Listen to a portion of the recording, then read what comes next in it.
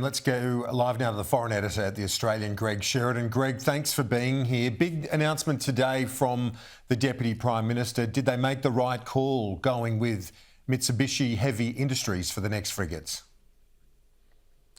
Yes, Kieran, they did make the right call. This is a good decision by the Albanese government. In the end, it's still a Tier 2 warship, but it's better than anything we've got at the moment, and it's a very capable ship. It also cements the quasi-alliance we have with Japan.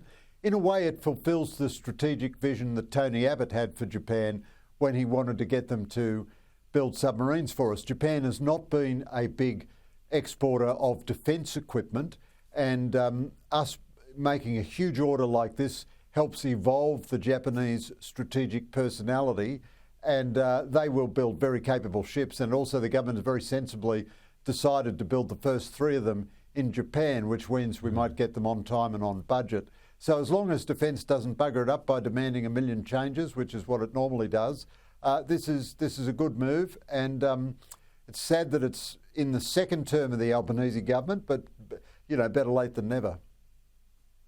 It's interesting because those, I think our viewers will be well aware of Japan's heavy industrial capacity, its technology, tech prowess, its efficiency, all of that is well known, but it hasn't really extended into the military sphere until recently, given the historical many reasons around that. But I do note this is the 80th anniversary, or this week we mark the 80th anniversary of the bombing of Hiroshima and Nagasaki. So it reminds us how far that relationship has come over the last 80 years, Greg. Well, that's absolutely right, Kieran. So Australia played a big role in bringing Japan back into the fold of the international community after the war. It was the Menzies government, with Blackjack McEwen as the relevant minister, who signed a historic trade treaty with Japan in, I think, about 1957, which was also quite important in Japan's rehabilitation into the Western Alliance as well. We share an outlook with Japan, a strategic outlook. We're both critical allies of the United States. Beijing objects to Japan in principle.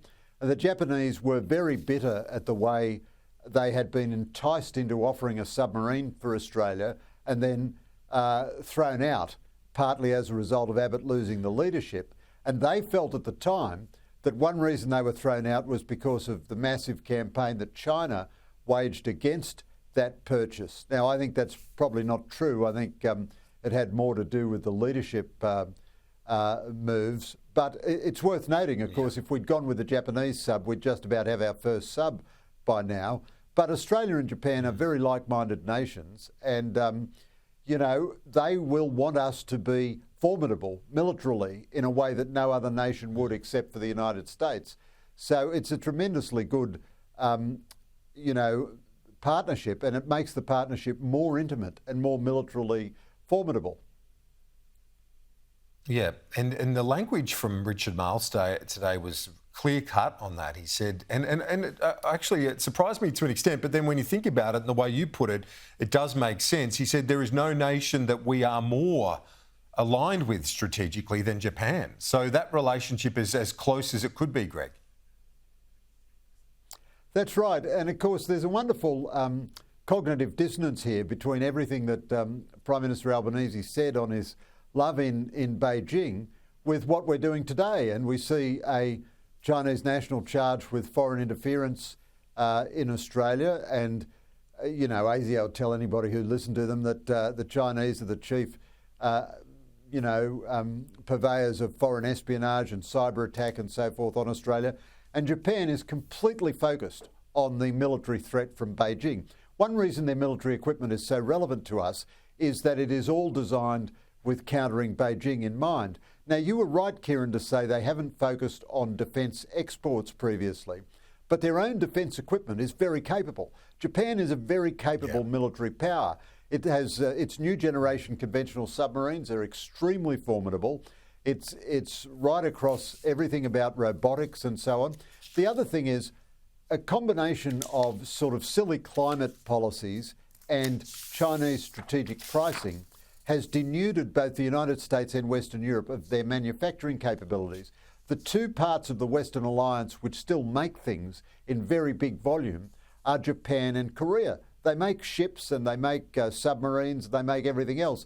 Now, it's absolutely smart for the United States and Australia to encourage Japan in persisting in that industrial production as part of the Western Alliance. I mean, I think everything Miles has said on this has been very sound, and you know, the Albanese government is a bit like what Jim Callaghan said of the Americans. You know, they will follow good policy, but only after they've exhausted all the other alternatives. But this today is good policy. I want to ask you about your piece in The Australian today on net zero. You touched on it briefly in that answer there, I think, but you point out that this debate within the coalition is not unique among centre-right parties around the world. Yeah, so Kieran, net zero is just a fantasy. It's just not reality. And of course, you say that in Australia and you get dismissed as a crank. But The Economist magazine, which is the sort of very epitome of Davos man and globalism and so on, this week has a big story saying, well, net zero is just not going to happen. It just isn't going to happen. There's a very big analytical piece in the journal Foreign Affairs saying the same thing.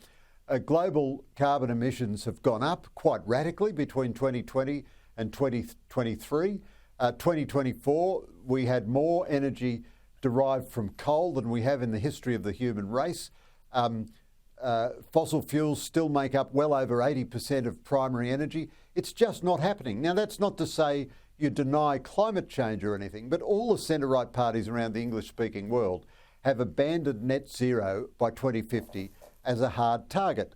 The Trump has, obviously, the British Conservatives have, and so has Nigel Farage, who is leading by miles in the polls. The Canadian Conservatives did, and they forced the Canadian Liberal government to abolish carbon taxes. And the New Zealand government retains the notional commitment, but it has reversed all of Jacinda Ardern's climate policies. And the problem in Australia is, especially the ABC, but the progressive class generally, just won't let these facts into the debate. You know, China is massively increasing its coal-fired power capabilities. It approved more coal-fired power stations in 2024 than it has in 10 years. Well, it's just simply not true. It's not plausible. It just doesn't exist in the real world to say China is heading towards net zero, nor India. All of the big increase in emissions is happening in the developing world, and the developing world is going to carbonise before it ever decarbonises. Therefore, the question for Australia is, yes, we should reduce emissions. How can we do that at minimum cost and without destroying the Australian economy? And the idea that it's the coalition's climate wars which have caused the confusion, the problem is that these elementary facts are never allowed into the debate. I mean, there was a debate on Insiders a week or two ago about China decarbonising its steel industry. Well, that is just a fantasy. I mean, a Chinese ministry spokesman might say that, but it's absurd for those sort of fantasies to dominate the Australian debate. Now, the coalition has not fought on this issue for a long time. Scott Morrison accepted net zero as a target, although he never intended to implement it. And Australia now will need to have a shuddering debate about this because we are not going to hit net zero, neither is anybody else, and eventually reality will reassert itself.